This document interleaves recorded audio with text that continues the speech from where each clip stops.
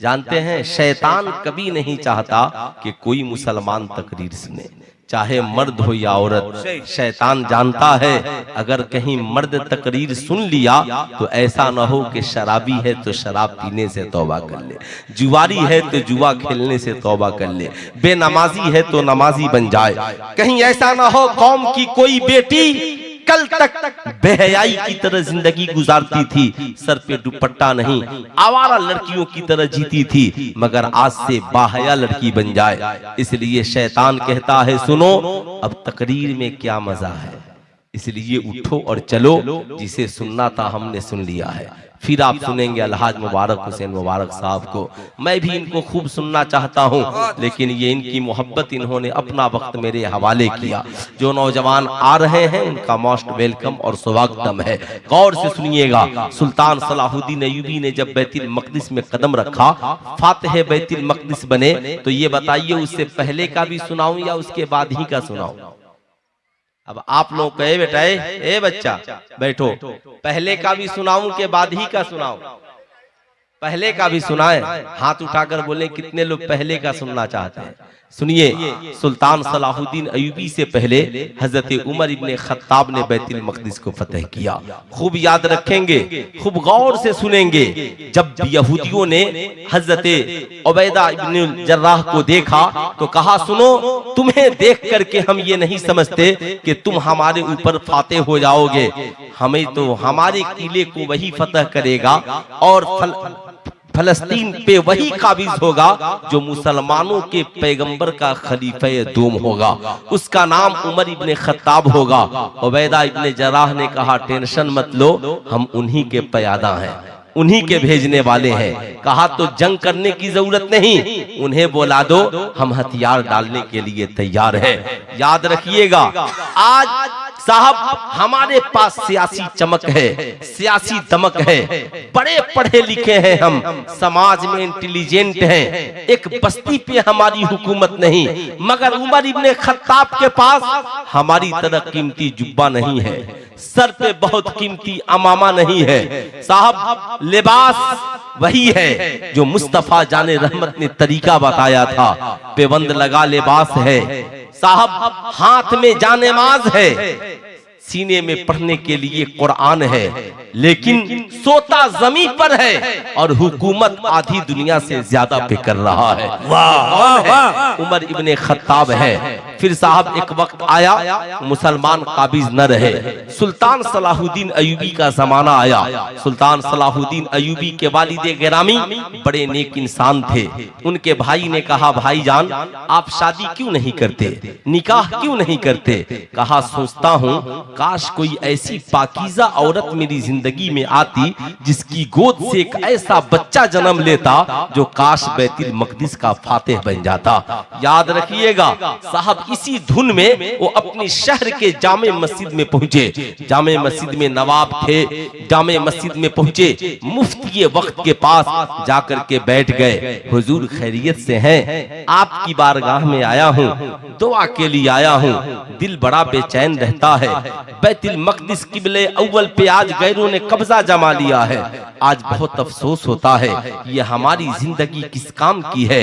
ये जमीन या आसमान, ये सारी ताकतें साहब जो आज हमारे पास हैं, ये किस काम के हैं? अभी गुफ्तगू हो ही रही है, एक पढ़ी लिखी आलिमा लड़की जो मुफ्ती वक्त की शागिर्दा थी, पर्दे से आकर बोलती है हुजूर आपने जो रिश्ता भेजा था वो रिश्ता मुझे पसंद नहीं है। मुफ्ती वक्त ने पूछा क्यों? कहा वो लड़का तो वजीर का बेटा है, लेकिन बेटा तो वजीर का है, दौलत उसके पास है, मगर उसकी जिंदगी में सीरते मुस्तफा नहीं है। मुझे ऐसा लड़का चाहिए, ऐसा शहजादा चाहिए कि जिसकी नस्ल से या जिसकी बरकत से जब वो मेरी जिंदगी में आए तो अल्लाह ताला मुझे एक ऐसा बेटा दे जो बैतुल मक़दिस को फतह कर सके।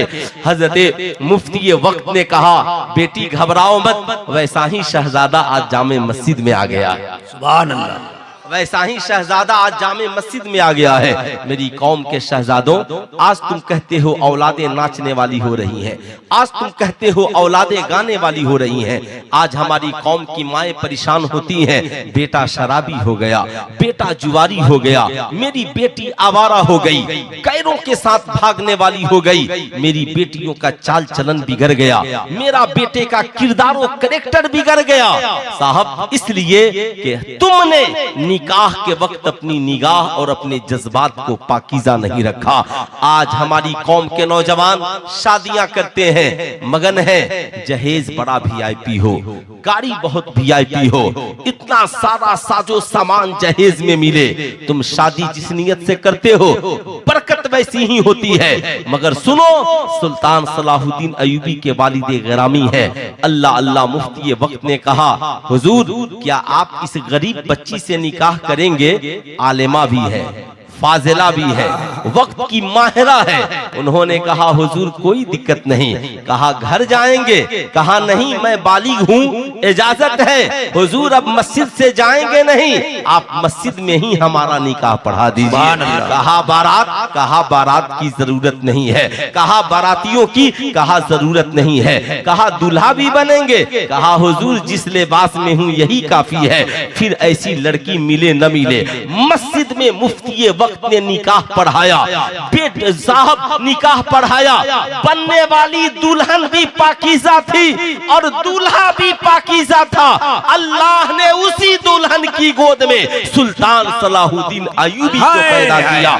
आप नारे तकबीर, नारे रिसालत, रज़ाए मुस्तफा कॉन्फ्रेंस, है ना, सुल्तान सलाहुद्दीन अय्यूबी को पैदा किया। माँ की निगाहें देख रही थी, बाप की निगाहें देख रही थी, ख्यालात पाकीज़ा थे।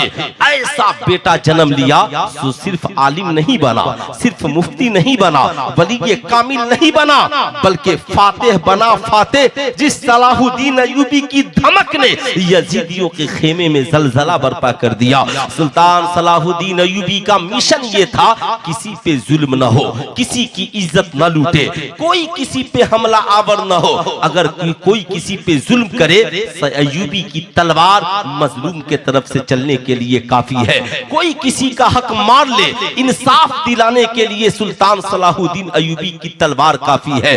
ऐ मेरी कौम का नौजवान, तू वार्ड कमिश्नर बन जाता है, तू मुखिया बन जाता है, तू ताकतवर जब बनता है तो अपने ताकत का इस्तेमाल गैरों की जमीन पे कब्जा करने के लिए करता है। तू अपनी ताकत का इस्तेमाल कमजोरों पे जुल्म सितम के लिए करता है। मैं अपनी कौम के नौजवानों से कहूंगा, आज के इस जलसे से पैगाम लेकर जाओ, जब निकाह करना तो दुआ करना, मौला मैं निकाह इसलिए कर रहा हूँ ताकि मेरी गोद में नस्लें पाकीज़ा हो, जो मुल्क की भी हिफाजत करे और मजहब की भी हिफाजत करती हुई नजर आए। जिस दिन हमारी कौम के नौजवानों के अंदर ये जज्बा पैदा होगा, हमारी कौम की बेटियों के अंदर ये जज्बा पैदा होगा, उस दिन याद रखना तेरी गोद में भी सलाहुद्दीन अय्यूबी जन्म लेगा।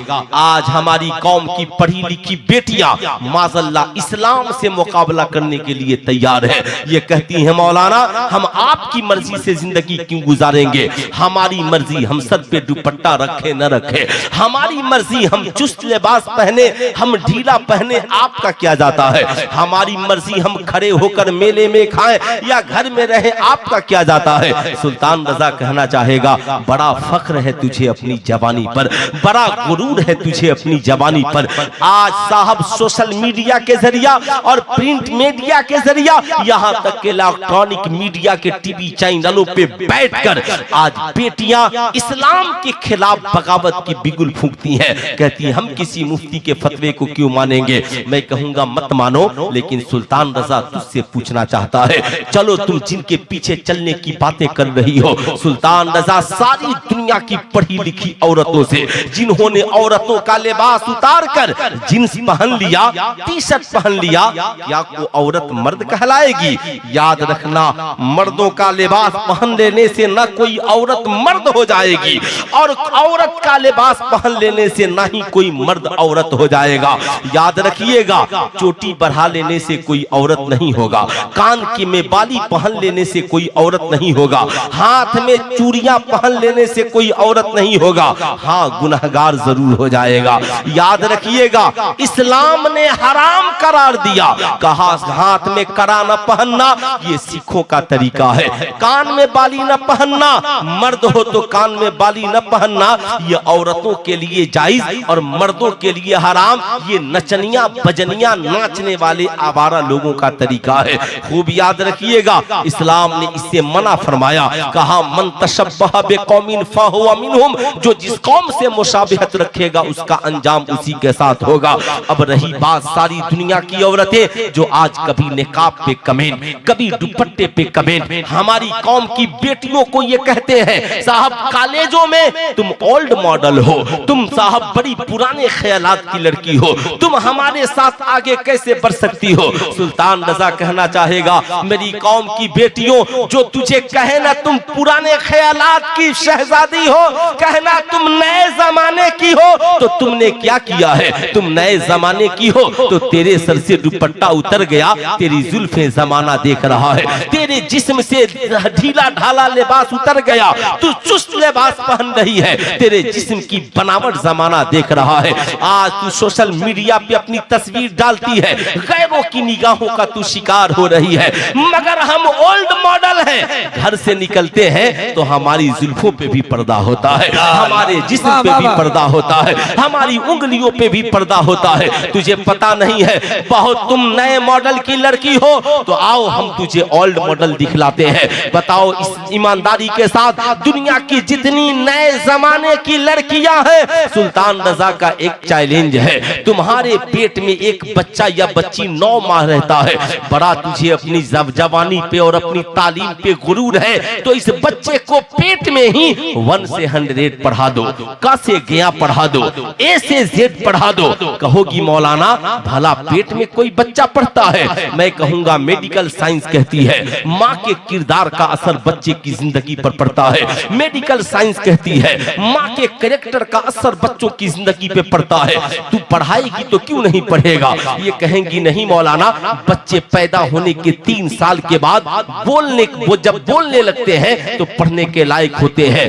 16 साल की उम्र में मैट्रिक करते हैं, 18 साल की उम्र में इंटर करते हैं, 20 साल की उम्र में 22 साल की उम्र में बीए करते हैं। मौलाना कैसी बात कर रहे हैं, भला पेट में कोई पढ़ता है। मैं कहूंगा तुम मास्टर हो मास्टर बना दो, डॉक्टर हो डॉक्टर बना दो, इंजीनियर हो बना दो, कम से कम पेट में ए से जेड ही सिखा दो। पूरी दुनिया की पढ़ी लिखी महिलाएं कहेंगी हम पढ़े लिखे जरूर है मगर पेट में पढ़ा दे ये हमारे पास शक्ति नहीं है। मगर जिस खातून ने, जिस फातिमा उम्मुल खैर ने कहा था दुनिया वालों ये जिस्म मेरा है मगर सीरत सैयदा फातिमा है, आंखें मेरी है मगर हया रसूलुल्लाह की बेटी की है, ये जिंदगी मेरी है मगर किरदार रसूलुल्लाह की शहजादी की है।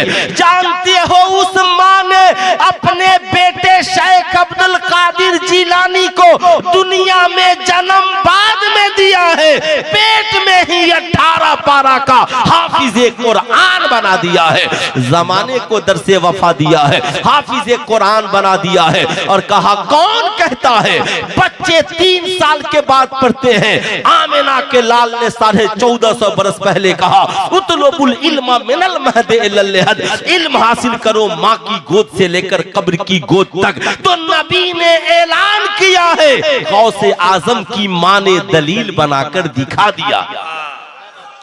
दिया है कोई दुनिया में माँ ऐसी माँ जो बच्चे को पेट में पढ़ा दे। ये तो गोद में भी नहीं पढ़ाती, पेट में क्या पढ़ाएगी। वो मेरी कौम की माओ याद रखना, मैं तुझसे तो क्या मुतालबा कर सकता हूँ, लेकिन तुझसे मुतालबा यही है किरदार को पाकीज़ा करो, इखलाक को पाकीज़ा करो, ख्यालात को पाकीज़ा करो, अपने बच्चों को अच्छे एहसासात को याद दिलाओ, अपनी बेटियों को पाकीज़ा बनाओ। नाम फातिमा रख दे देने से कामयाबी की दहलीज तक इंसान नहीं पहुंच जाता। जल से रोजाना कामयाब होते हैं। कामयाबी तब हो जब इंसान कामयाब हो जाए। मैं ये अर्ज कर रहा था, याद रखिएगा, इस मौजू को यहीं पर रखिए। जिस माँ ने अपने बेटे को पेट में पाकीज़ा बनाया, उस माँ का किरदार क्या था, उस बाप का कैरेक्टर कैसा था, ये सारी दुनिया जानती है। इसलिए मैं कहूंगा साहिबों, जब आंखों में हया हो, सीरत सैयदा खातून जन्नत की कौम की बेटियों में आ जाए, तो बच्चे गोद में भी पढ़ेंगे और बच्चे माओ के पेट में भी पढ़ते हुए नजर आएंगे, माओ के पेट में भी पढ़ते हुए नजर आएंगे। इसलिए मैं कहूंगा, आप अपनी बेटियों से कहें, ए मेरी बेटी, मुझे तुझसे हर चीज मंजूर है, जो चाहे तू ले ले, मगर बेटी सुबह को उठना तो कम से कम एक रुकू कुरान की तिलावत जरूर करना। मगर ये कब होगा, जब हमारी कौम की माएं खुद तिलावत करके घर में बेटियों को कहेंगी, बेटी मैं भी कुरान पढ़ती हूँ, तू भी कुरान पढ़ने वाली हो जा। बेटा मैं बाप कहे, मैं भी नमाज पढ़ता हूँ, तू भी नमाज पढ़ने वाला हो जा। ईमानदारी से बताइएगा, आज हम लोग सिर्फ पीर साहिबान से तावीज़ों के लिए जाते हैं, कभी हम बुजुर्गों के किरदार के लिए नहीं जाते, कभी हम बुजुर्गों के कैरेक्टर के लिए नहीं जाते। आपने कभी सोचा? नहीं सोचा तो सुनिए, इस बात को यहीं पे रखिएगा।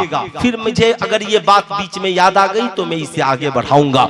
सुल्तान सलाहुद्दीन अय्यूबी है, फातिह बैतुल मक़दिस अभी नहीं बने हैं, यहूदियों से लड़ाई चल रही है, जंग। सुल्तान सलाहुद्दीन अय्यूबी की तलवार की धमक यजीदियों के होश को खराब कर देती है। यजीदियों का बहुत बड़ा पॉप आता है और आकर के यहूदियों से पूछता है, ऐ यहूदियों बताओ सुल्तान सलाहुद्दीन अय्यूबी से तुम पीछे क्यों हटते जा रहे हो? सुल्तान सलाहुद्दीन अय्यूबी की फौज की ताप तुम क्यों नहीं ला पाते? यहूदियों के सिपा सालार ने कहा, ओ मेरे पॉप, मेरे उस्ताद, चलो आज यहीं ठहर जाओ, जब रात होगी तो हम चलकर देखेंगे। याद रखना, आज हम नबी के नाम के जलसे पर आए हैं, मगर एक रात हम पाकीज़ा नहीं बना पाते हैं। कहीं बच्चे खेल रहे हैं, कोई डांटने वाला नहीं, कोई खड़े खड़े आइसक्रीम खा रहा है, कोई बोलने वाला नहीं, मेला झमेला वाला आ गया। आप जलसा कराइए तो बोर्ड लगा दीजिए, ये पाकीज़ा नबी का पाकीज़ा जलसा है, यहाँ पर कोई मेला झमेला और ठेला नहीं लगेगा। यहाँ वही आए जिसका राबता दिल दीन की बात सुनने के लिए कर रहा हो। याद रखिए, ये 2, 4, 10, 20 हजार रुपए आपको चंदा दे देंगे, लेकिन आप याद रखें कि यहाँ पे अगर खड़े खड़े हमारी कौम के बच्चे पानी पिएंगे तो बताइए उसका अंजाम क्या होगा। आज आपकी ये अंजाम इसका आपकी माथे की निगाहों के सामने है, लेकिन मैं आपका ममनून मशकूर हूँ कि आप लोग गए थे, आकर के बैठ गए। अब भी जो नौजवान दरख्तों के नीचे है या मेलों में है, सुल्तान रजा उनसे गुजारिश करेगा, तुम्हें तुम्हारी माओ के दूध का वास्ता है, अगर आए हो तो वहां से उठो और आकर के इन जलसों में कम से कम बैठकर हाजिरी दे लो। ये इस ख्याल और फिक्र के लिए कि कम से कम ये तो एहसास हो तुम्हें कि हम जिंदगी में कुछ जिंदा दिली के लिए आए हैं। सुल्तान सलाहुद्दीन अय्यूबी से की फौज से साहब यहूदियों की फौज थर्रा गई है। आज हमसे कौन थर्राने वाला है? आज हमसे कौन कांपने वाला है? साहब हमारे पास सिर्फ हम यहाँ नारा लगा ले, ये हमारी जिंदगी के लिए हम सोचते हैं बहुत काफी है। लेकिन सुनिए, सुल्तान सलाहुद्दीन अय्यूबी की धमक का असर पादरी उनका पॉप पहुंचा है और साहब ये लेकर के रात की तन्हाई में चला है। जब यहूदियों का सिपा सालार लेकर के चला, कहा, ओ मेरे उस्ताद, चलो पहले यहूदियों के खेमे में चलते हैं। जब यहूदियों के खेमे में उसका उस्ताद पहुंचा, क्या देखता है? कोई शराब पी रहा है, कोई जुआ खेल रहा है, कोई लड़कियों को रख करके ऐश मस्ती कर रहा है, कोई औरतों के साथ नाजेबा हरकत में लगा हुआ है, पूरी रात शराब शबाब में गुजर रही है।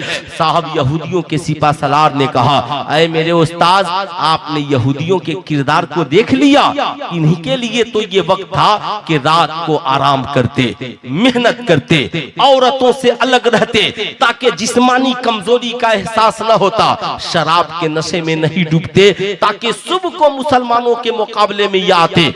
आप चले मुसलमानों के पास, जब ये मुसलमानों के टीम में पहुंचे तो एक तरफ औरतें खुदा की इबादत कर रही हैं, कोई तिलावत कर रही है, कोई नमाज पढ़ रही है, कोई मुसल्ला बिछाकर रात की तन्हाई में दुआ कर रही है, और एक तरफ मुस्लिम नौजवान साहब कोई इबादत में है, कोई सजदे में है, कोई रुकू में है, कोई कयाम में है, कोई तिलावत में है, कोई खेमे की रखवाली कर रहा है, कोई किसी को बीमार है तो पानी पिला रहा है, दवा खिला रहा है। यहूदियों के सिपा सलार ने कहा, ऐ मेरे उस्ताद बता मैदान में जंग किसकी होगी? इनकी जो पूरी रात मुसल्ले पर है, खुदा को राजी कर रहे हैं, इन्हें शराब से मतलब नहीं है, इन्हें जुआ से मतलब नहीं है, इन्हें औरतों के जिस्म से अभी मतलब नहीं है। साहब ये नहीं जंग जीतेंगे तो कौन जीतेंगे? याद रखिएगा साहब, जब यहूदियों के सिपा सलार ने जब ये कहा तो उनके पादरी ने कहा, हम तो ये जंग हारेंगे ही, लेकिन याद रखना अगर मुसलमान यूं ही चलते रहे तो मुसलमान हमारे ऊपर काबिज हो जाएंगे। अब साहब याद रखिएगा, वो कल के मुसलमान थे जिनके किरदार को यहूदी अपने मिसाल के तौर पर पेश करते थे, लेकिन आज हम अपना किरदार देखें, हमारी रातें शराब खाने में गुजर जाती हैं, हमारी कौम के नौजवान रात को अय्याशियों में गुजार देते हैं, हमारी कौम का नौजवान दिवाली के दिन की रात पूरी रात जुआ खेलता है। साहब आप सोचे जरा, सीने पे हाथ रखकर, आईपीएल में साटा का बाजार गर्म है साहब। आज क्रिकेट के मैदान में लोग मोबाइल फोन के जरिए साटा खेल रहे हैं और जुआ खेल रहे हैं। आज हमारी कौम के नौजवानों की निगाहें कुरान से नहीं टकराती हैं, बल्कि गैरों से टकराती हुई नजर आती हैं। सुल्तान सलाहुद्दीन अय्यूबी की एक रात गुजरी, सुबह को हमलावर हुए यहूदियों ने मैदान जंग छोड़ दिया और यहूदी भाग पड़े। यहूदियों का सिपा सलार जानता था हम जंग हारने वाले हैं, अपनी हवेली में पहले से जाल बिछा रखा था। नौजवान हसीनो जमील लड़कियों को नंगे बदन अपनी हवेली में दोनों तरफ से सफ बांधकर खड़ा करा दिया, ताकि मुस्लिम नौजवान जब इसमें दाखिल हो तो हसीनो जमील लड़कियों के जिस्म और बदन को देखकर उनके हुस्न के में फिदा हो जाए, उनकी जवानी में लग जाएं। आज जो हमारी कौम के नौजवानों की पोजीशन है, अगर ये लोग उस वक्त होते तो क्या होता? सुल्तान सलाहुद्दीन अय्यूबी जब पीछा करते करते उसके महल के करीब पहुंचे, ठहर गए और वो सिपा सलार अपने महल में दाखिल होकर चेंबर में जाकर बैठ गया। सुल्तान सलाहुद्दीन अय्यूबी ठहरे, पीछे मुड़े, मुस्लिम नौजवानों को रोका, कहा ठहरो, हम छोटी जंग से बड़ी जंग की तरफ आ गए। क्या कहा? छोटी जंग से बड़ी जंग की तरफ आ गए हैं। मुसलमान नौजवान हैरान हो गए, कहा सलाहुद्दीन अय्यूबी, अरे मेरे सिपा सलार, वो छोटी जंग थी? कहा हाँ, जहां तलवारें चल रही थी वो छोटी जंग थी, हम बड़ी जंग के तरफ आ गए हैं। कहा बड़ी जंग कैसे जीतेंगे? कहा अब जंग जीतने के लिए तलवार की जरूरत नहीं, मुस्तफा जाने रहमत के किरदार की जरूरत। मुस्तफा जाने रहमत के, जरा पूरा मजमा हाथ उठाकर बोले मुस्तफा जाने रहमत के। आज हम जिस मुल्क में जीवित और जिंदा हैं, यहाँ भी अभी तलवार की जरूरत नहीं, अभी हमें नबी के किरदार की जरूरत। कितने लोगों को नबी का किरदार चाहिए? जरा हाथ उठाएं पूरा मजमा। माशाअल्लाह सबको चाहिए, बड़े नेक लोग हैं। याद रखिएगा, खूब गौर से सुनिएगा। सुल्तान सलाहुद्दीन अय्यूबी कौम से खिताब करते हैं, ऐ मेरी कौम के नौजवानों, तुम्हारी तलवारें अब नीचे हो जाएं। ये बताओ नबी ने राह चलने का तरीका क्या बताया है? सुल्तान सलाहुद्दीन अय्यूबी की फौज बोल पड़ी, नबी करीम ने रास्ता चलने का तरीका ये बताया कि निगाहें नीची कर लो, दाएं न देखना, बाएं न देखना, सीधे अपनी मंजिल की जानिब चल पड़ना। अल्लाह अल्लाह। सुल्तान सलाहुद्दीन अय्यूबी ने कहा, बस तुमने अगर नबी की सुन्नत पे अमल कर लिया तो तुम्हें जंग में कामयाब होने से कोई नहीं रोक सकता है। सुल्तान सलाहुद्दीन अय्यूबी ने कहा, बस निगाहें नीची करो और मेरे पीछे चल पड़ो, दाएं बाएं न देखना। अल्लाह अल्लाह। यहूदियों की हसीनो जमील बेटियां दोनों तरफ से खड़ी हैं और सुल्तान सलाहुद्दीन अय्यूबी अपनी फौज लेकर बीच से गुजर रहे हैं।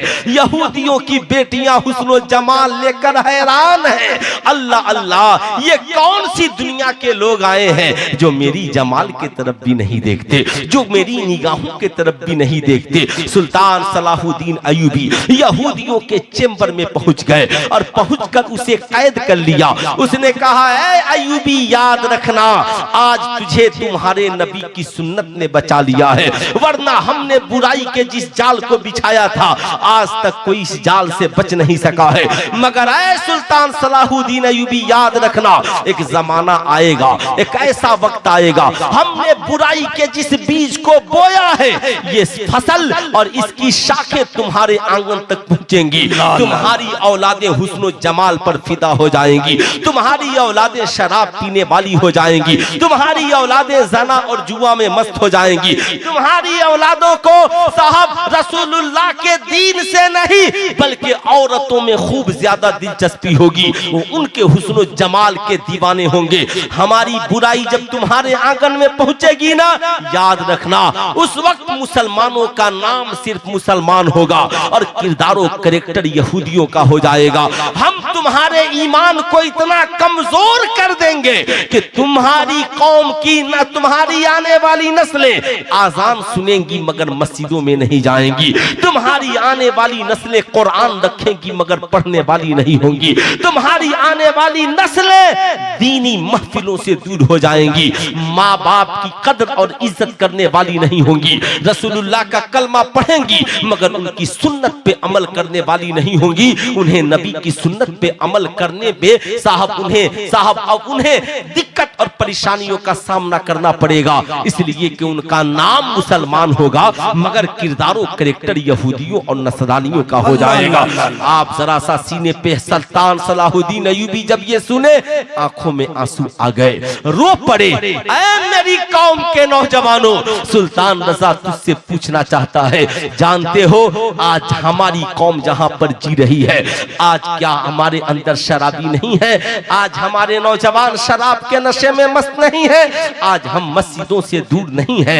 आज साहब हम कुरान की तिलावत से दूर नहीं है? सुल्तान सलाहुद्दीन अय्यूबी फातिह बैतुल मक़दिस बने और जब फतह कामयाबी और कामरानी उनके कदम को चूम ली तो साहब जब महल में दाखिल हुए शाहाना शान के साथ, तो लड़कियां इस्तकबाल के लिए खड़ी हो गईं, उनके राह में फूल बिछा दिए गए। सुल्तान सलाहुद्दीन अय्यूबी ने अपनी तलवार को जमीन पे नस्ब किया और कहा, ऐ लोगों, अय्यूबी फूलों को मसलने के लिए नहीं आया बल्कि फूलों की हिफाजत करने के लिए आया। क्या कहा सुल्तान सलाहुद्दीन अय्यूबी ने? फूलों की हिफाजत करने के लिए आया है। ऐ मेरी कौम के शहजादों, आपसे मैं कहना चाहूंगा, आप खूबसूरत कालीन पर चलते हो, आज जो हमारी कौम की बेटियां हैं, याद रखना ये मजहब इस्लाम की खूबसूरत फूल है, इनकी हिफाजत करना, इनकी इज्जत और आबरू की हिफाजत करना, इन पे गंदी नजरें न डालना। याद रखना, सुल्तान सलाहुद्दीन अय्यूबी ने पूछा, ये लड़कियां क्यों खड़ी हैं महल में? कहा, इसलिए कि ये लड़कियां खिदमत करती हैं। सुल्तान सलाहुद्दीन अय्यूबी ने कहा, तुम क्या समझते हो कि तुम चाहते हो कि सुल्तान सलाहुद्दीन अय्यूबी की तलवार इन लड़कियों के जुल्फों में उलझ जाए? ऐ मेरी कौम के नौजवानों, तुम भी सलाहुद्दीन अय्यूबी के इन जुमलों को याद रखना। तुम कॉलेज में पढ़ते हो, तुम स्कूल में पढ़ते हो, तुम पढ़ने के लिए जाते हो ना, तो अपने कलम की हिफाजत करना, अपनी कॉपियों की हिफाजत करना। ऐसा ना हो तेरा कलम हसीन लड़कियों के जुल्फों में उलझ जाए। तेरे बाप ने तुझे डॉक्टर, इंजीनियर, प्रोफेसर, समाज का एक पढ़ा लिखा व्यक्ति बनने के लिए स्कूल और कॉलेज में भेजा था। तू ऐसा ना हो तू आवारा हो जाए, तू किसी की जवानी को देखकर अपना होशो हवास खो बैठे। ऐसा ना हो किसी की बहू बेटी पे तेरी गंदी नजर पड़ जाए। सुल्तान रजा तुझसे कहना चाहेगा, सुल्तान सलाहुद्दीन अय्यूबी ने ऐलान करा दिया, आज के बाद कोई किसी की बहू बेटी पे गंदी नजर न डालेगा, जो डालेगा उसकी आंखें निकाल दी जाएंगी। ये कल के मुसलमानों का किरदार था, ये कल के मुसलमानों का कैरेक्टर था साहब। क्यों? इसलिए कि वो जानते थे। आज लोग कहते हैं मौलाना देखने से क्या होता है? सुल्तान रजा कहना चाहेगा, कौन कहता है देखने से कुछ नहीं होता? गाना नाच देखो गुनाह है, याद रखना, सिनेमा देखो गुनाह है, फिल्में देखो गुनाह है, मगर इन्हीं आंखों से मोहब्बत से माँ बाप को देख लो तो एक हज्जे मकबूल का सवाब मिल जाता है। इन्हीं निगाहों से इन उलमाए कराम के चेहरे को देख लो, अल्लाह तुझे सवाब देता है। इन्हीं निगाहों से काबा और मदीना देख लो, अल्लाह तुझे सवाब देता है। मगर इन्हीं निगाहों से बार बार कोई अजनबी औरत गुजर रही है, तू उसे देखेगा, ये गुनाह है। देखने से गुनाह भी होता है और देखने से सवाब भी होता है। एक नौजवान मुस्तफा जाने रहमत की बारगाह में पहुंचा, अर्ज करता है या रसूल अल्लाह, माज़अल्लाह मुझे फला लड़की से जना की इजाजत चाहिए। अल्लाह के मुकद्दस नबी करीम सल्लल्लाहु अलैहि वसल्लम सुने, आका की निगाहें सुर्ख हो गई। सहाबे कराम मचल गए, ये कैसा नौजवान है, नबी की बारगाह में जना की इजाजत मांगने के लिए आया है, कौनैन के ताजदार है। फरमाते हैं ठहरो जरा, नौजवान को करीब आने दो। इंसान गलत नहीं होता, गलत माहौल उसे गलत बना देता है, गलत सोहबत उसे गलत बना देती है। ऐ नौजवान तू क्या कह रहा है? कहा हुजूर फला लड़की से जना की इजाजत चाहिए। कहा वो लड़की, जिस लड़की से तुम जना की इजाजत चाहते हो, ईमानदारी से बताओ यही काम क्या तुम अपनी बहन के साथ कर सकते हो? नौजवान के आंखों में आंसू आ गया। मुस्तफा जाने रहमत ने अपने हाथ को उसके सीने पे रखा। कहा नौजवान बता तू क्या ऐसा कर सकता है? कहा आका जी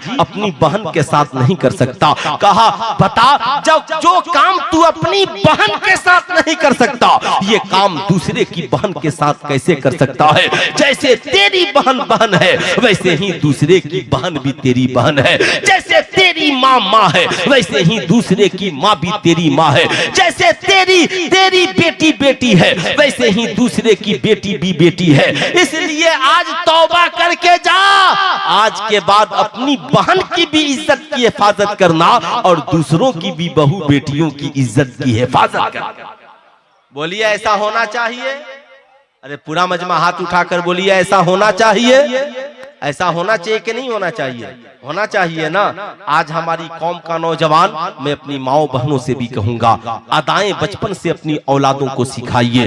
बेटा ये तुम्हारी बहन है, तुम्हारी बहन की सहेलियां भी तुम्हारी बहन है, उनकी इज्जत और कदर और उनकी मंजिलत को याद रखना, वरना याद रखिएगा आने वाला दिन अच्छा नहीं होगा, हमारे लिए अंजाम बेहतर नहीं होगा।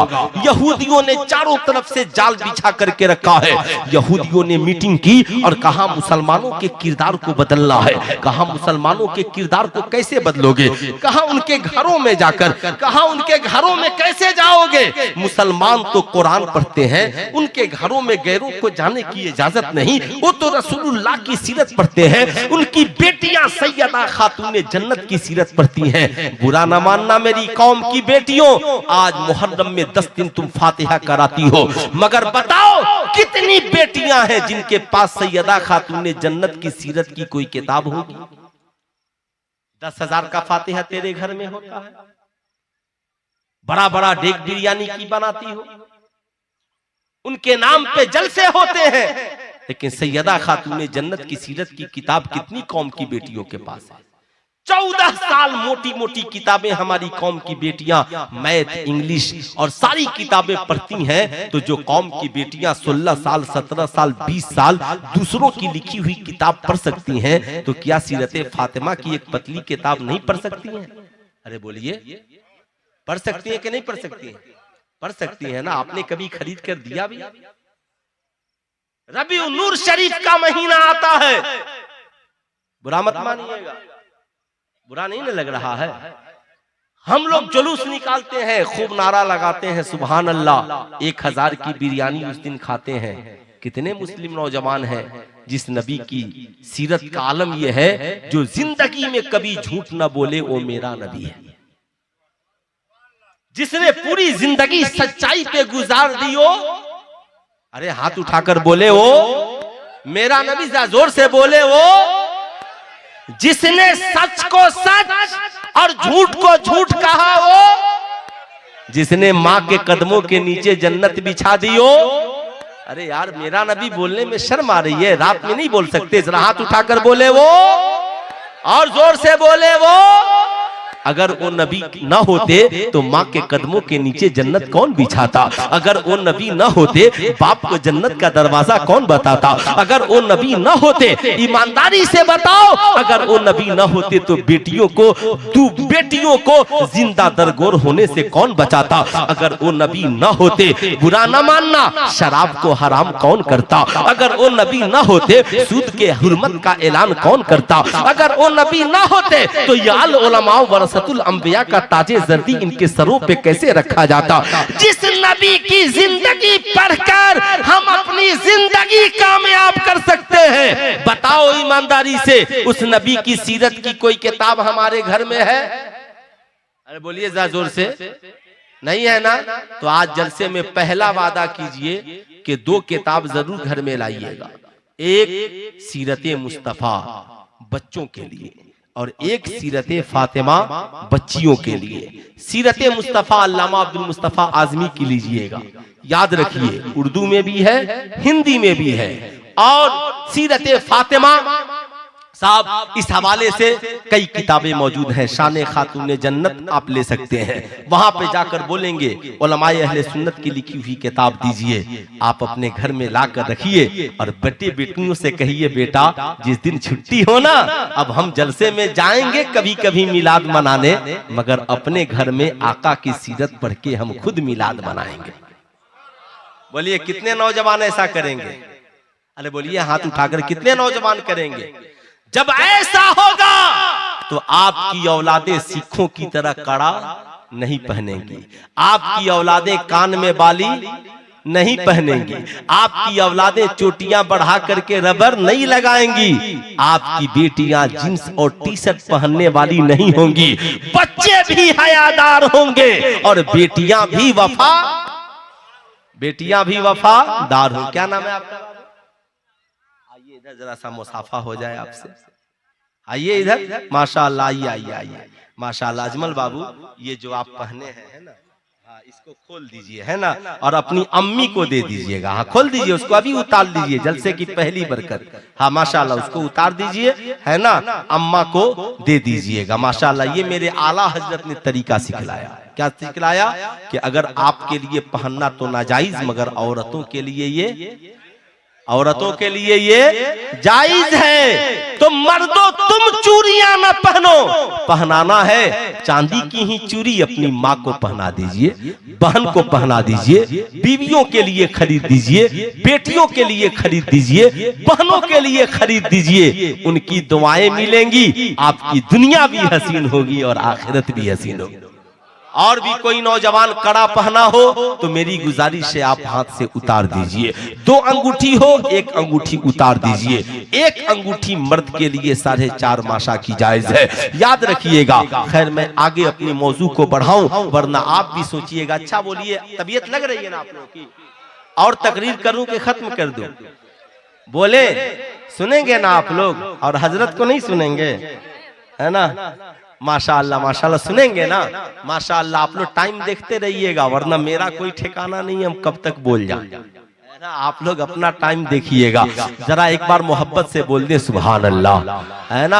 आप लोगों को देख करके क्या पूछना है? सुभान अल्लाह सुभान अल्लाह। मैं ये अर्ज कर रहा था, जरा गौर से सुनिएगा। आइए जरा सा, जिस नबी की सीरत आप पढ़ेंगे उस नबी का पहला पैगाम क्या है, इसे जानना बहुत जरूरी है। आमिना के लाल है, हजरत सैयदा आमिना खातून कहती हैं कि साहब जब नबी पैदा हुए तो सारी दुनिया में बच्चे पैदा होते हैं। पैदा होने के बाद माँ की ममता तलाश करते हैं, माँ का दूध तलाश करते हैं, माँ के दूध का कतरा तलाश करते हैं। ए सैयदा आमिना खातून, मेरे नबी की शान क्या है? मेरे नबी ने पैदा होने के बाद, दुनिया में आने के बाद पहला काम क्या किया, पहला पैगाम दुनिया को क्या दिया? सैयदा आमिना खातून कहती हैं, जो ही मेरी गोद में इस बच्चे ने जन्म लिया, मैं अपने बच्चे को तलाशने लगी। मेरा बच्चा किधर है? उसे प्यार करूं, उसे दूध पिलाऊं, उसे गोद में लूं। कहती है जब मेरी नजर पड़ी, मैं क्या देख रही हूँ? मेरा शहजादा मुहम्मदुर रसूलुल्लाह अपनी पेशानी को जमीन पे रखकर खुदा की बारगाह में सजदा कर रहे हैं और पढ़ रहे हैं अल्लाहु अकबर कबीरा, अल्हम्दुलिल्लाह कसीरा, सुबहान अल्लाह बुकरतम व असीला। मेरा नबी पैदा होते ही पेशानी को जमीन पे रखकर सजदा कर रहा है और सारी दुनिया के इंसानों को ये पैगाम दे रहा है, ऐ दुनिया वालों, ये जिंदगी ऐशो इशरत के लिए नहीं है, ये जिंदगी जाहो हशमत के लिए नहीं है, ये जिंदगी अय्याशियों के लिए नहीं मिली। या रसूल अल्लाह, ये जिंदगी किस लिए मिली है? याद रखना, कुरान ने नबी की विलादत के 40 साल बाद ऐलान किया, वमा खलक़तुल जिन्न वल इंसा इल्ला लियअबुदून, मगर आमिना के लाल ने पैदा होते ही पूरी दुनिया को बताया, ये जिंदगी मिली है तो खुदा की बंदगी के लिए मिली है, ये जिंदगी मिली है तो पेशानी को खुदा की बारगाह में झुकाने के लिए मिली है। इसलिए मैं अपनी कौम के शहजादे और शहजादियों से कहूंगा, ए मेरी कौम के शहजादियों, तुम मोटू पतलू को पढ़ती हो, तुम साहब न जाने किसके किसके मेरे शहजादे किससे सुनते हो। आज के बाद अपने बच्चों को आप बैठाइए और बैठाकर अपने बच्चों से कहिएगा, ए मेरे बेटे 10 साल के हो गए तुम नमाज नहीं पढ़ते हो, ए मेरी बेटी तुम 12 साल की हो गई नमाज नहीं पढ़ती हो। आपके बच्चे और बच्चियां कहेंगे, पापा मुझे अब्बा करना क्या है? कह दीजिएगा, तुम और हम जिस नबी का कलमा पढ़ते हैं, जिस नबी की महफिल में आए हैं, जिस नबी की रज़ा के खातिर जलसे में आए हैं, उस नबी का आलम यह है, हमारे और तुम्हारे नबी तो पैदा होते ही खुदा की बारगाह में सजदा कर रहे हैं। हम कितने कम नसीब हैं कि आजान होती है मगर नमाज नहीं पढ़ते। साहब आजान रमजान का महीना आता है मगर रोजा नहीं रखते। साहब नबी की याद मनाने के लिए सिर्फ रबीउल अव्वल ही की जरूरत नहीं है, रबीउल अव्वल में भी नबी की याद मनाइए। और नबी की याद मनाने के लिए सबसे पहले नमाजी बन जाइए। क्यों? ताकि फजर पढ़िए तो एक तरफ फजर पढ़िए तो भी हुजूर का मिलाद हो, जोहर पढ़िए तो भी हुजूर का मिलाद हो, असर पढ़िए तो भी हुजूर का मिलाद हो, मगरिब और इशा पढ़िए तो भी हुजूर का मिलाद हो। इसलिए कि जब जब नमाज पढ़िएगा एक तरफ सजदा होगा और एक तरफ नबी पे दुरूद भी होगा और सलाम भी होगा, सलाम भी होगा। इसलिए मैं आपसे कहूंगा, सिर्फ रबीउल अव्वल वाला मुसलमान मत बनिए, रबीउल अव्वल वाला भी बनिए, बादे रबीउल अव्वल वाला भी बनिए। रबीउल अव्वल में भी नबी की याद आए, बादे रबीउल अव्वल भी नबी की याद आए। ऐ मेरी कौम के शहजादों, याद रखना, मैदान करबो भला है।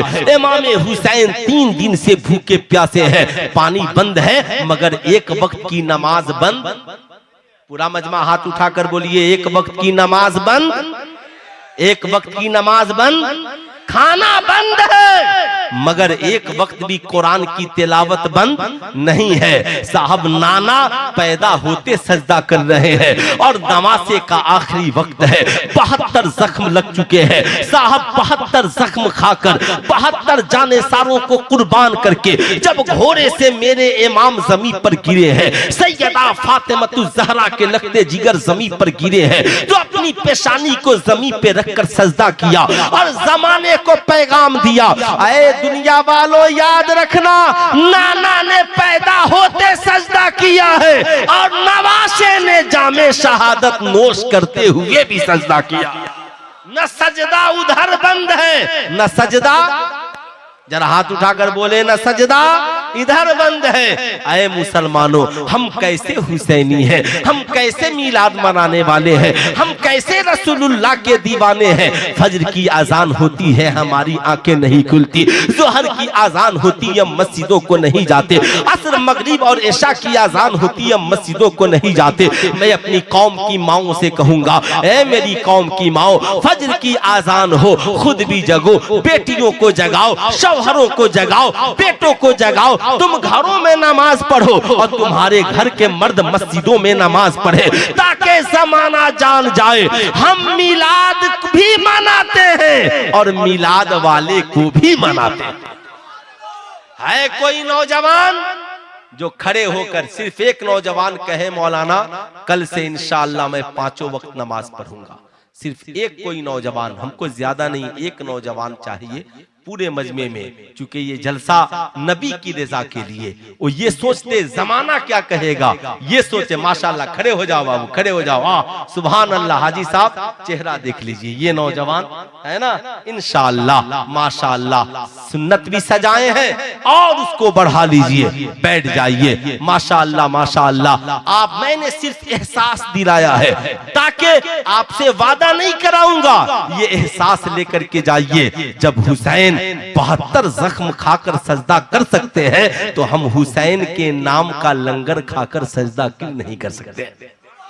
बोलिए, कर सकते हैं कि नहीं कर सकते हैं? इंशाअल्लाह होगा। अरे हाथ उठाकर बोले इंशाअल्लाह, इंशाअल्लाह। अच्छा, ये बेचारा 2-3 नौजवान जा रहा है। खैरियत से हो बाबू? अभी तो अब मेरी तकरीर माँ पर होने वाली है। आई बेचारा तीनों उठ करके भाग गया, जा रहा है बेचारा। वो क्या पछताएगा? बेचारा सोच रहा है कि ऐसा ना हो कि कमाकर माँ को खिलाना पड़े। हो सकता है कहीं मेरी तकरीर सुन लिया हो पहले, क्योंकि अब तो यूट्यूब का जमाना है। हम लोग बाद में पहुंचते हैं, तकरीरें पहले पहुंच जाती हैं। अलहाज मुबारक हुसैन मुबारक साहब के इतने दीवाने, इतना मेरे फैन कहाँ है ना? माशाअल्लाह। ये तो हजरत की मेहरबानी। इजाजत है और 1-2 बातें बोल दूं? अरे बोलिए, इजाजत है? माशाअल्लाह। जरा दोनों हाथों को उठाकर बोल दें या रसूल अल्लाह, और जरा प्यार से बोल दें या रसूल अल्लाह। अच्छा साहब, ये बताइए माशाअल्लाह, बुरा मत मानिएगा, मरने के बाद कब्र में हुजूर से मुलाकात होगी? हाथ उठाकर बोल दें, कब्र में हुजूर से मुलाकात हमें भी होगी और इन लोगों की भी होगी। याद रखना, तुम्हें भी होगी, मुलाकात होगी।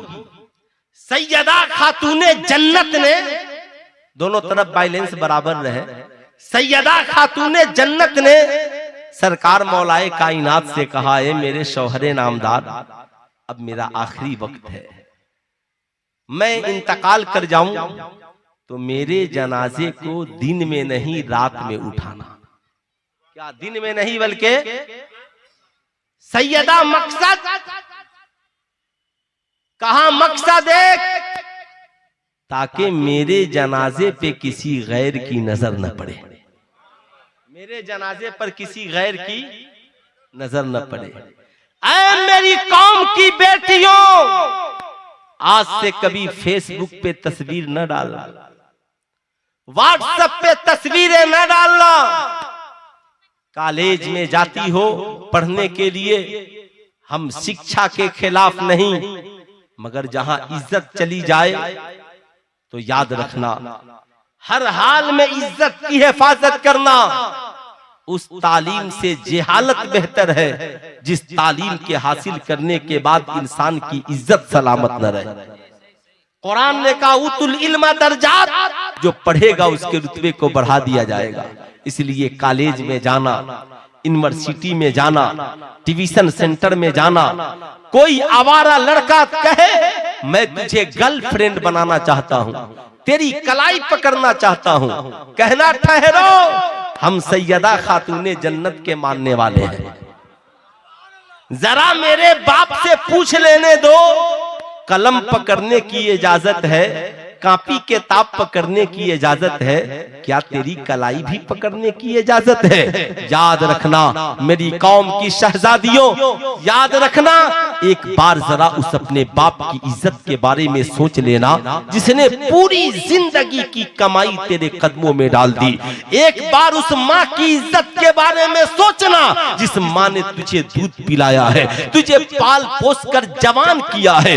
जब तू जवानी की दहलीज पे पहुंचती है तो अपने बूढ़े बाप की इज्जत को भूल जाती है, अपनी माँ की इज्जत को भूल जाती है, माँ पे तू गरज जाती है, बरस जाती है। तुझे ये ताजमहल और लाल किला दिखाने वाला आवारा लड़का तुझे नचाता है, घुमाता है, कहता है लाल किला देख ले। जानती हो तुझे पता नहीं है, वो कभी तुझसे कहता है तेरा नकाब पसंद है, वो कभी तुझसे कहता है तेरी बाली पसंद है, वो कभी तुझसे कहता है दुनिया में सबसे हसीनो जमील तुम हो, एक बार मुझ पे नजरे करम कर दो, मैं तुझे ताजमहल बना दूंगा, मैं तेरे लिए लाल किला बना दूंगा। ये ताजमहल लाल किला दिखाने वाला कुछ नहीं करता। याद रखना, जैसे एक लालची नजर वाला कुत्ता कुत्ता गोश्त के टुकड़े को देखकर भागता है, जैसे एक आवारा लफंगा कुत्ता सड़क किनारे इंसानों की टोकरियों पे और सामानों के पीछे दौड़ पड़ता है, ऐसे ही जब तू घर से निकलती है तो ये शैतान और ये शैतानी नजर वाले भी तेरे पीछे दौड़ पड़ते हैं। कामयाबी इसमें है तू अपने आप को उनसे बचा ले, कामरानी इसमें है तू अपने आप को उनसे बचा ले। खुदारा कभी गलत कदम उठा के घर से बाहर कदम न निकालना, वरना याद रखना सुल्तान रजा का ये मशवरा, अल्लाह के नबी ने फरमाया अगर औरतों के अंदर दो ही सिफत पैदा हो जाए तो उन्हें जन्नत में जाने से कोई नहीं रोक सकता। एक तो ये कि अपने शर्मगाह की हिफाजत कर ले, और दूसरी आहा शौहर की अताअत और फरमाबरदार हो जाए, शौहर की अताअत और फरमाबरदार हो जाए। तीसरा सुन्नत और शरीयत का पाबंद हो जाए। देख तेरा ठिकाना जन्नत, मगर ऐ मेरी कौम की शहजादियों, तू समझती है तेरा बाप तेरा दुश्मन हो गया है, तू समझती है तेरा भाई तेरा दुश्मन हो गया है, तू समझती है तेरी माँ तेरे लिए दुश्मन है, तू आवारा लड़के की मोटरसाइकिल और बुलेट देखकर चढ़ जाती है, तुम आवारा लड़कों की स्कॉर्पियो और बोलेरो देखकर चढ़ जाती है, तुम उसके 15,000 का मोबाइल देखकर तुम अपनी इज्जत का सौदा उससे कर बैठती है। ऐसे करोड़ों मोबाइल कदमों में कुर्बान सैयदा खातून जन्नत का जब हज़रत सरकार मौलाए कायनात से निकाह हुआ तो आका ने पूछा अली मेहर देने के लिए कुछ है? कहा आका जी कुछ नहीं है, एक जीरा है। कहा बेचकर मेहर का इंतजाम करो। सुनो, कोई लड़का हो, ठीक है तुझे लड़का पसंद आ गया ना तो ठीक है, माँ बाप से कह दे या उससे कहा हम तेरे बुलेट पे नहीं चढ़ सकते, हम तेरे गिफ्ट को कबूल नहीं कर सकते, तू खूब हसीनो जमील है, मगर मेरा तेरा रिश्ता उसी वक्त है जब तू मुझसे निकाह कर ले। बगैर निकाह के इस्लाम में किसी मिलन की इजाजत नहीं, किसी गर्लफ्रेंड और बॉयफ्रेंड की इजाजत नहीं। याद रखना, ये ताजमहल लाल किला दिखाने वाला तुझे बहका के लेकर चला जाएगा, 10-20 दिन तेरी इज्जत के साथ खेलेगा, जब तेरे गोश्त के लोथरे से फायदा उठा लेगा लाकर रेलवे स्टेशन पे छोड़कर भाग जाएगा। ऐसे जैसे चाय पीने वाला चाय पीने के बाद प्याली को फेंक कर चला जाता है, उसका कोई पुरसाने हाल नहीं होता, चाहे वो हिंदू की बेटी हो या मुसलमान की। माँ बाप उसे इसलिए नहीं अपनाते कि उसने उसकी इज्जत का ख्याल नहीं किया, और साहब वो आवारा लड़का, उसे तो तेरी हबश थी, उसने इस्तेमाल करके तुझे छोड़ दिया। बता, तू पुलिस स्टेशन में रो रो के मर जाएगी, तेरा कोई ठिकाना नहीं होगा। अगर ये आवारा लड़का तुझे ससुराल लेकर चला भी गया अपने घर तो कभी तुझे वहां इज्जत नहीं मिलेगी। तेरे सास ससुर कहेंगे ये आवारा लड़की है, इसने मेरे बेटे को भगा दिया था। तू 1 करोड़ बार कहेगी वो मुझे भगाया था, तो वो मानने को तैयार नहीं होंगे। तेरी गोद में औलादे होंगी, उनसे अगर किसी ने कह दिया तेरी माँ आवारा थी, तेरा बाप आवारा था, उसने भाग करके शादियां रचाई थी, बता, एक तो मैका में भी तेरी इज्जत खराब होगी, ससुराल में भी इज्जत खराब होगी, तेरी औलादें भी तुझे गिरी हुई नजरों से देखेंगी। इसलिए मेरी कौम की शहजादियों, बेहया बनकर घर से न निकलना, बल्कि रसूलुल्लाह ने बेटियों को रहमत कहा और ऐलान किया बेटियां दफनाने के लिए नहीं बल्कि बेटियां तो डोलियों में सजाने के लिए आई है। रसूलुल्लाह ने अपनी बेटी को दुल्हन बनाया, निकाह पढ़ाया और दुल्हन बना करके रुखसत किया। ऐ मेरी कौम की बेटियों, तुम भी घर से निकलना ना तो दुल्हन बन करके निकलना, निकाह के बाद निकलना। जब दुल्हन बनकर जाओगी और निकाह के बाद जाओगी, तेरे पांव में कांटा भी चुभेगा ना तो तेरा बाप तेरे साथ खड़ा नजर आएगा, तेरा भाई तेरे साथ खड़ा नजर आएगा, साहब ये उलमा ये समाज तेरे साथ खड़े नजर आएंगे।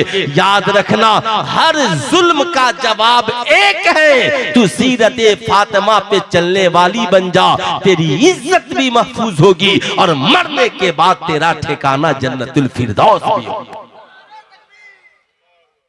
माशाअल्लाह माशाअल्लाह, ऐसा होना चाहिए। बोलिए होना चाहिए। है कोई नौजवान जो खड़े होकर जरा सा नारा लगा दे मजमे में से? है कोई नौजवान? जरा मैं भी देखना चाहता हूँ। इतना बड़ा मजमा है, माशाअल्लाह माशाअल्लाह।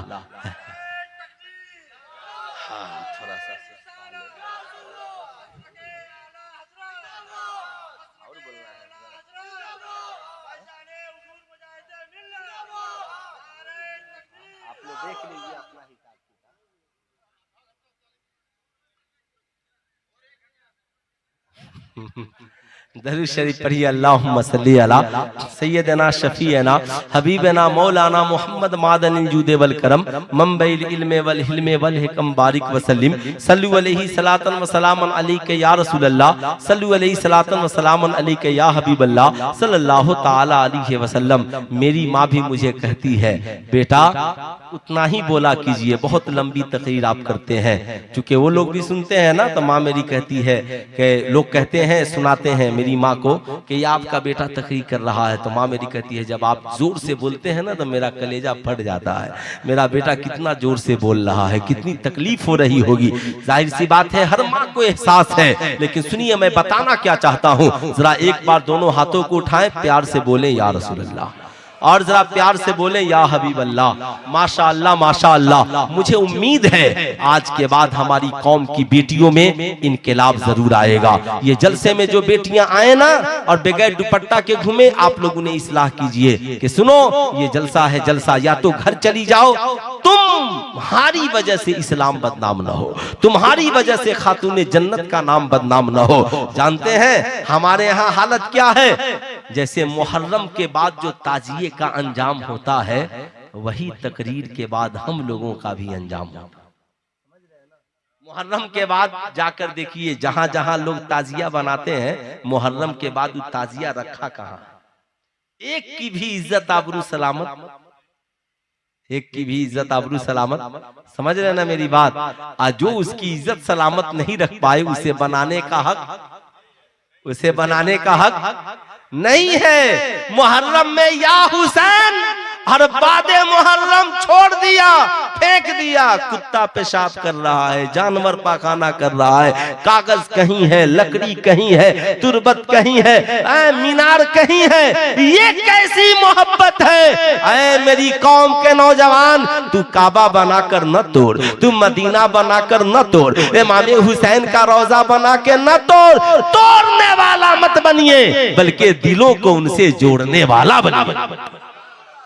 इसीलिए आला हजरत ने कहा मरौवे जाता जियादारी हराम है, इसलिए कि हम लोग उसकी कदर नहीं करते। समझ आया मेरी बात?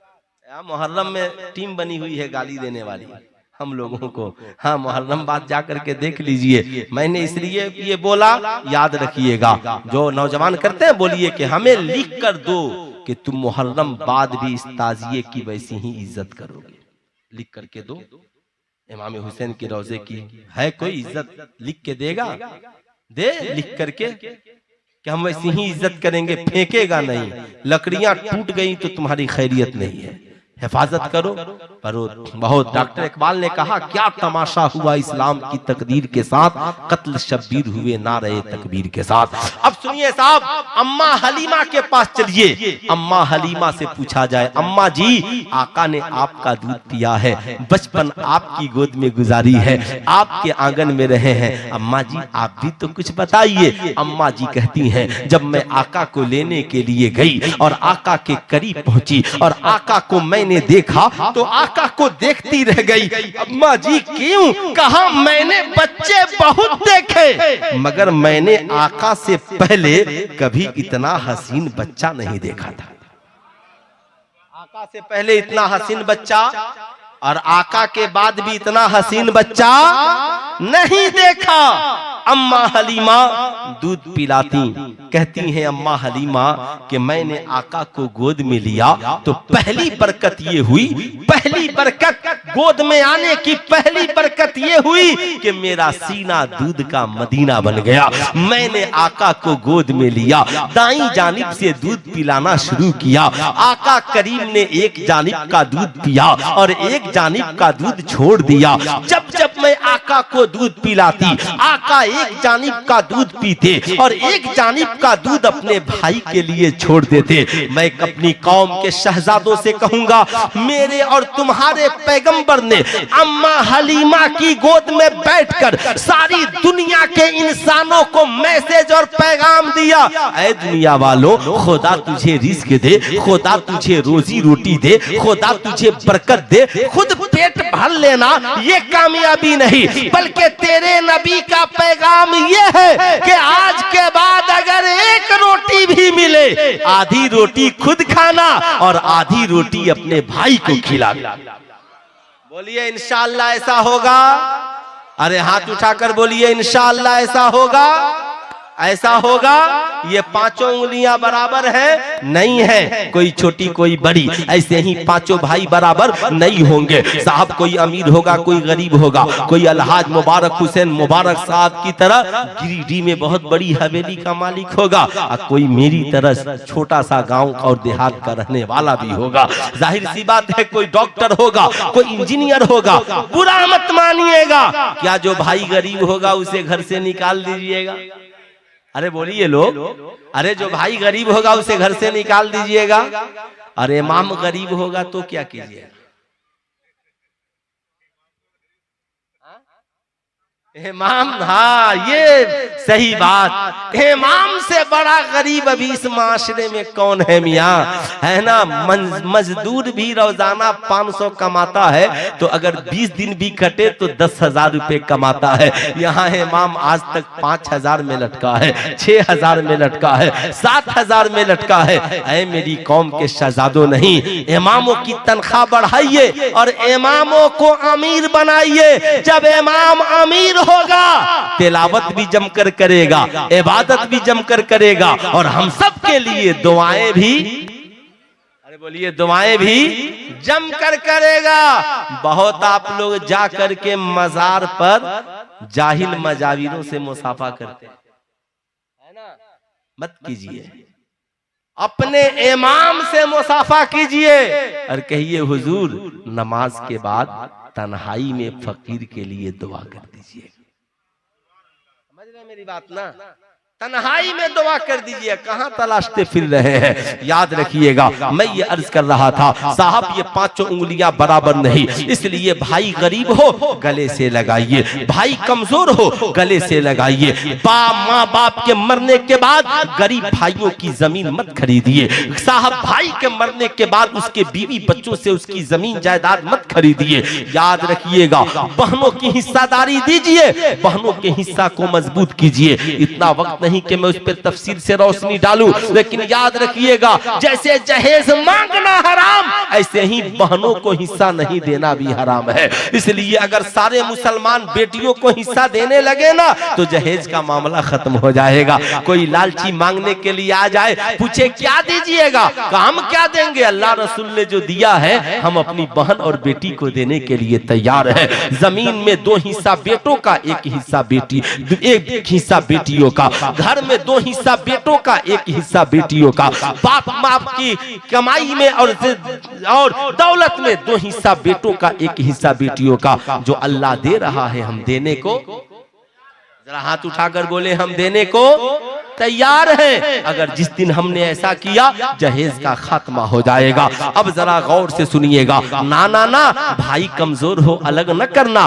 बीवी कहे कमा के क्यों खिलाते हो, कहना चुप, खामोश रहो। उसका जब तक रिज्क लिखा है हम खिलाने के लिए तैयार है। वो मेरा भाई है, अगर तुम्हारा भाई भी गरीब हो आ जाएगा, क्या छोड़ दिया जाएगा? नहीं, जैसे मेरा बाप वैसे तुम्हारा बाप, जैसे मेरी माँ वैसे तुम्हारी माँ, जैसे मेरा भाई वैसे तुम्हारा भाई। फर्क यह है, हमारे लिए हुक्म है पहले हम अपने माँ बाप को देखें, फिर तुम्हारे भी माँ बाप को देखेंगे। और तुम्हारे भाई के लिए हुक्म है वो अपने माँ बाप को पहले देखे। याद रखिएगा, बहुओं से मैं कहूंगा, अगर तुम्हारी भी माँ बीमार हो और सास ससुर भी बीमार हो, तो अपने माँ बाप को फोन करके कहना, सुनिए आपके पास भी बहू है, वो आपकी खिदमत करे और मैं अपने सास ससुर की खिदमत करूं। ऐसा ना हो कि सास ससुर बीमार है तो आज की पढ़ी लिखी हाँ मेरी माँ बीमार है और हम तुम्हारे बुढ़े बाप की खिदमत करें। अब भाग गई अपने मैका, चली गई ना। याद रखना, अब ये तेरा घर है, इस घर की मालकिन तू है, तो इस घर का जवाब तुझे देना है। और तेरी माँ जहां है वहां पे मालकिन तुम्हारी भाभी है। मैं अपनी कौम के बूढ़े हजरात से भी कहूंगा, बहुओं को बेटी बना करके रखिए, समाज को अच्छा बनाइए, संवारिए, सुधारिए। याद रखिएगा, एक नौजवान आका की बारगाह में पहुंचा, अर्ज करता है, या रसूल अल्लाह, ए आका जी मेरा एक भाई है, मस्जिद नबवी में नमाज पढ़ता है, आका जी कमाता नहीं है, सिर्फ नमाज पढ़ता है, और मैं अकेले कमाता हूँ, अपना घर और उसका भी घर चलाता हूँ, खुद भी खाता हूँ, उसके बीवी बच्चों को भी, अपने बीवी बच्चों को भी खिलाता हूँ। आका जी उससे छुटकारे की कोई सूरत है? अच्छा हुआ ये फतवा आज के दौर में अगर ससुराल में पूछ लीजिए तो जवाब ये होगा अलग कर दी, दोस्तों में पूछ लीजिए जवाब होगा अलग कर दीजिए, मगर कौनैन के ताजेदार की बारगाह में ये मसला पहुंचा है। आका फरमाते हैं सुनो, छुटकारे की कोई सूरत नहीं, आज के बाद खूब कमाओ, खूब खिलाओ, तुझे क्या पता है?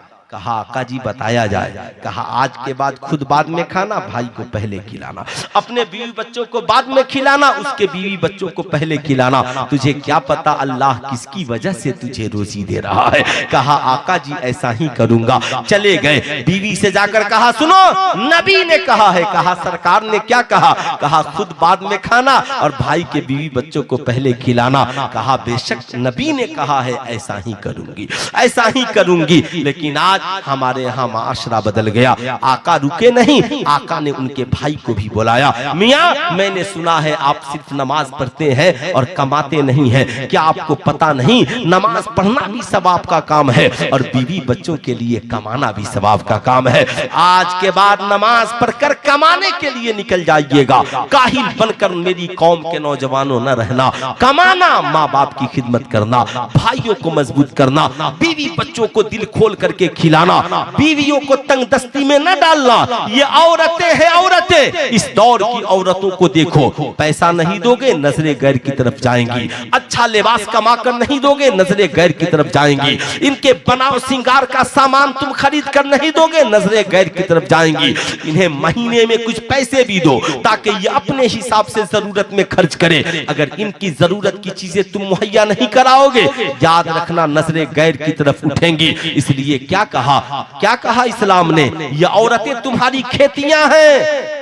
तो इसका मतलब ही नहीं कि आप जो माना बयान करते हैं जैसे चाहो इस्तेमाल करो, नहीं, इसका माना ये भी है खेतियों को पानी नहीं दोगे तो खेतियां सूख जाएंगी, खेतियों का ख्याल नहीं रखोगे तो खेतियां जल जाएंगी, खेतियों को वक्त से पानी दाना और सब नहीं डालोगे तो खेतियां खराब हो जाएंगी। इसलिए इस्लाम ने कहा ये खेतियां हैं, इन्हें पैसे की जरूरत हो पैसा देना, जेवर की जरूरत हो जेवर देना, लिबास की जरूरत हो लिबास देना, खाने की जरूरत है खाना देना, मकान की जरूरत है मकान देना, इनके ख्वाहिशों का एहतराम करना। साहब इनके सामने गैरों के हुस्नो जमाल की तारीफ कभी, समझ रहे हैं ना, कभी मत करना। याद रखिएगा, खूब याद रखिएगा मेरे नबी कैसे मोहब्बत फरमाते थे। अम्मी आयशा सिद्दीका क्या कहना, आका करीम अम्मी आयशा के साथ खाना खा रहे हैं, एक प्यास लगी, प्याले में पानी डाला, आका ने पानी डाला पीने के लिए, अम्मी आयशा ने उठा लिया, आधा पानी पिया रख दिया। आका ने उसी प्याले को उठाया और अम्मी आयशा से पूछा आयशा तुम्हारा मुंह कहाँ लगा था? आका जी यहाँ लगा था। आका ने अपने लब को वहीं लगाया और पानी पी लिया। कहा इससे मोहब्बत बढ़ती है, इसलिए वक्त दीजिए। अब मैं आगे बढ़कर आखिरी बात जो बताना चाहूंगा, अम्मा हलीमा के पास आका रहते थे। जब आका करीम सहाबा की झुरमुट में बैठे थे, एक दिन अम्मा हलीमा आ गईं। जब आ गईं तो आका की नजर पड़ी, आका खड़े हो गए। अरे बोलिए सुभान अल्लाह। आका करीम खड़े हो गए, इतने में उनके शौहर भी आ गए। आका फिर खड़े हो गए। आका ने चादरे मुबारक को बिछाया, बैठाया। बुरा मत मानिएगा, आका करीम किसी बादशाह के लिए खड़े नहीं हुए, आका करीम किसी आने वाले सहाबी के लिए खड़े नहीं हुए। आज हम साहब तालीमात हमारे पास नहीं है, बच्चे स्कूल में पढ़ते हैं, बताया जाता है क्लास टीचर जब आए बच्चों खड़े हो जाओ। अब कहने की जरूरत नहीं है, ही टीचर क्लास में इन करते हैं सारे बच्चे खड़े हो जाते हैं। कंपनी में आप काम करते हैं, बॉस आ गया, सब जानते हैं बॉस है, सब खड़े हो जाते हैं। चलिए साहब हम लोग आते हैं, जलसों में बताया जाता है कि उलमा आ रहे हैं, खड़े हो जाइए, आप खड़े हो जाते हैं। पीर साहब आते हैं, कहा जाता है खड़े हो जाइए, आप खड़े हो जाते हैं। अबे पगले, सरकार तो उस माँ के लिए खड़े हुए, तो आज के जलसे से पैगाम लेकर के जाओ, माँ आए तो सबसे पहले, अरे जोर से बोलिए, सबसे पहले खड़े हो जाइए। इसलिए कि माँ के लिए रसूलुल्लाह खड़े हुए, माँ के रसूलुल्लाह खड़े हुए हैं, रसूलुल्लाह खड़े हुए हैं। आपकी बीवी कहेगी बहुत माँ की इज्जत करने लगे हो, कह देना बहुत माँ की इज्जत करने लगे।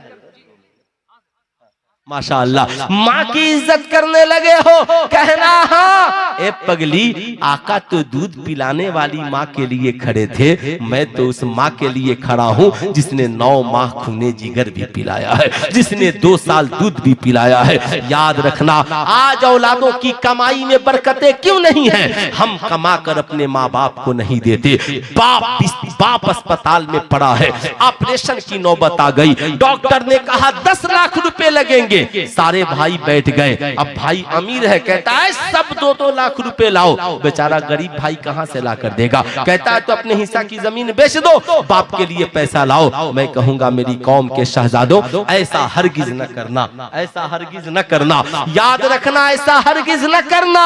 आप कहोगे मौलाना तुम करें क्या? मैं कहूंगा तुम डॉक्टर हो, इंजीनियर हो, प्रोफेसर हो, बाकी भाई गरीब हैं, बोझ उठाओ, बोझ।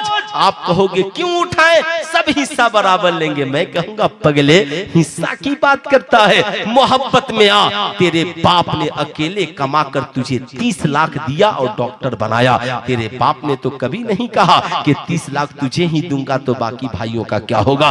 15 लाख लगाकर तुझे इंजीनियर बनाया, एक बार भी नहीं कहा 15 लाख तुझी को दूंगा बाकी का क्या होगा। न तेरे भाइयों ने ऑब्जेक्शन डाला। तेरे भाई कहते थे अब्बा दे दीजिए, भैया डॉक्टर बन जाएंगे, हम लोगों का घर अच्छा हो जाएगा, भैया इंजीनियर बन जाएंगे, हम लोगों का ख्वाब पूरा हो जाएगा। भाई समझते थे भाई की कामयाबी में मेरी कामयाबी है। मगर हम अमीर होने के बाद उन भाइयों को भूल गए। अमीर होने के बाद हमने माँ बाप के अरमान को कुचल दिया। ऐ मेरी कौम के नौजवान, होना तो ये चाहिए। तू डॉक्टर से जाकर कहता ओ डॉक्टर साहब इलाज कीजिए, पैसे की फिक्र मत कीजिए, मैं अकेला पैसा देने के लिए काफी हूँ। तेरी बीवी और बच्चे रिश्तेदार कहेंगे इतना तू क्यों दे रहा है? कहना जब मेरा बाप अकेले कमाकर मुझे डॉक्टर बना सकता है तो मैं अकेले कमाकर बाप का इलाज क्यों नहीं करा सकता हूँ। ऐ मेरी कौम के शहजादों, अल्लाह के नबी ने कहा कि मर्द की कमाई में पहला हक उसकी माँ का है। इसलिए जो लोग माँ बाप को की खिदमत नहीं करते, आज हम मस्जिदों में जाकर, मज़ारों पे जाकर भी कामयाब नहीं है, इंजीनियर डॉक्टर प्रोफेसर बनकर भी कामयाब नहीं है। कामयाबी की पहली मंजिल यही है, माँ बाप को राजी कीजिए, कमाइए तो सबसे पहले माँ को दीजिए। किसको दीजिए? हाथ उठाकर बोलिए किसको दीजिए? माँ को। आला हजरत से पूछा गया हुजूर 100 कमाए तो क्या करेगा? 100 कमाना तो 75 माँ को और 25 बाप को देना। आका से पूछा गया तो आका ने 3 बार कहा माँ का हक है और 1 बार कहा बाप का हक है। कहा हुजूर माँ का रुतबा या बाप का रुतबा बड़ा है? कहा मोहब्बत माँ से ज्यादा करो, अदब बाप का ज्यादा करो। आज हमारी कौम के नौजवान कहते हैं माँ बचेगा तो हम तुझे देंगे। मैं कहूंगा ना, बल्कि कमाना तो फूल लगाना। अम्मा पैसा मिला है, बोल तुझे कितना चाहिए? अब्बा के इलाज के लिए कितना चाहिए? तुम्हारे माँ बाप कहेंगे बेटा पहले बीवी बच्चों को देख ले फिर हमारे लिए भेजना। जानते हो तेरी कमाई खाकर सारी दुनिया सो जाती है, रात की तन्हाई में तेरे लिए कोई आंचल फैलाता है तो तुम्हारी माँ फैलाती है, कोई तेरे लिए दुआ करता है तो तुम्हारा बाप करता है। जिस दिन तूने इस पे अमल कर लिया, इंशाअल्लाह इस साल तू लाखपति है, अगले साल करोड़पति हो जाएगा। कितने नौजवान हैं जो कमाएंगे तो सबसे पहले माँ बाप को देंगे? जरा हाथ उठाएं तो कितने नौजवान हैं? सारे नौजवान कमाएंगे तो सबसे पहले किसे देंगे? माँ बाप को, फिर बीवी बच्चों का ख्याल रखेंगे। शराबी नहीं बनना है।